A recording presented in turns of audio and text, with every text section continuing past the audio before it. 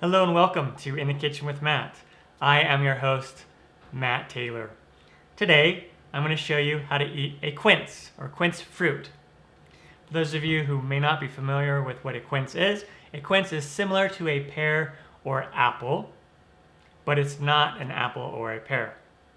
They are native to places in Western Asia, China, Turkey, Georgia, parts of Afghanistan, places like that, but they are cultivated all over the world here in the United States in warm, temperate climates. There's a variety of ways to cook them and prepare them.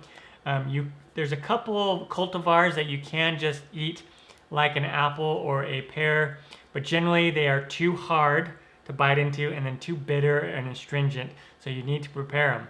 And you can bake them, poach them, boil them, you can stew them, and so there's a variety of ways to cook them. And I'm just going to show you the way that I like to do by baking it, and simple recipe that makes them nice and flavorful.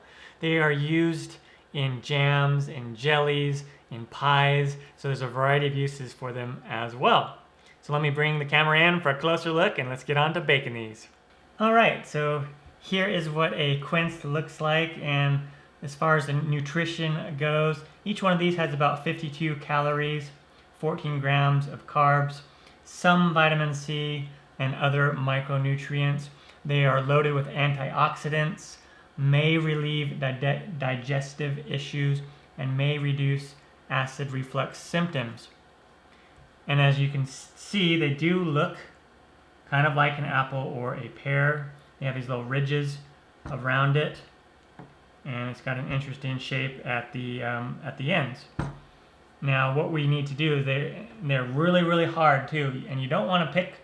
If you find these in the store and there's any really soft ones, you don't want to pick those. You want to find a nice hard one, and we want to peel these. Some people don't peel them. I like to peel them, and so what I'll do is I'm just going to cut off the end here, and they're really hard to cut into.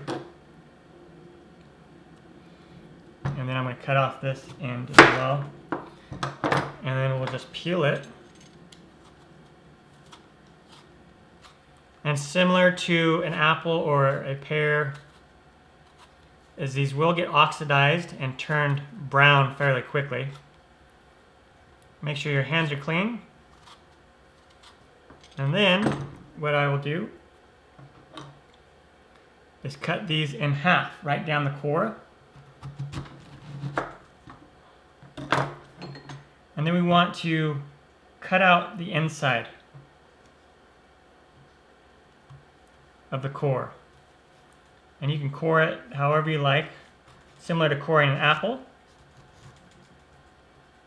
I just use a little paring knife and go around it. Just be careful. Okay, and then once you have it cored, I'm going to put it in a bowl, and I just have some orange juice here. I'm just going to put the orange juice in there, and the orange juice is going to help it keep it from browning, and also is going to give it a little bit of flavor. And you can use lemon juice instead of orange juice if you want. I'm going to take out the core of this one. Perfect. And I'll put that in that bowl as well and make sure it gets coated with the orange juice. Okay. And then what I want to do is I'm going to take I'm just using a pie pan here, and I'm going to take my quince halves and put them in here. And then what I'll do is I have a little bit of sugar. This is a couple tablespoons of sugar and a half teaspoon of cinnamon. I want to put that together and mix that up.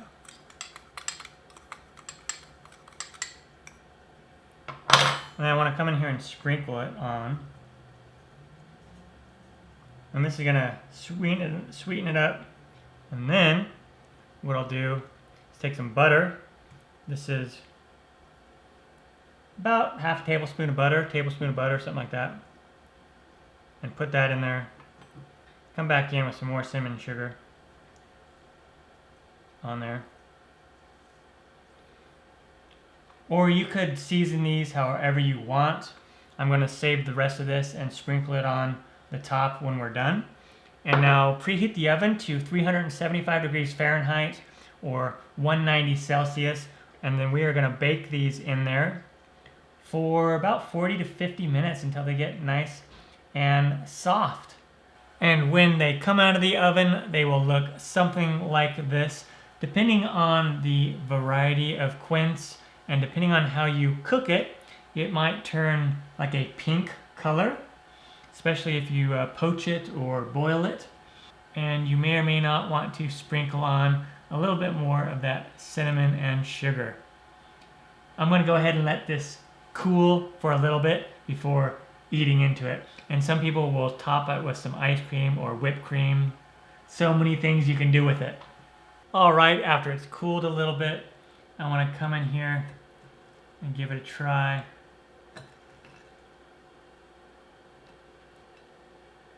Oh yeah.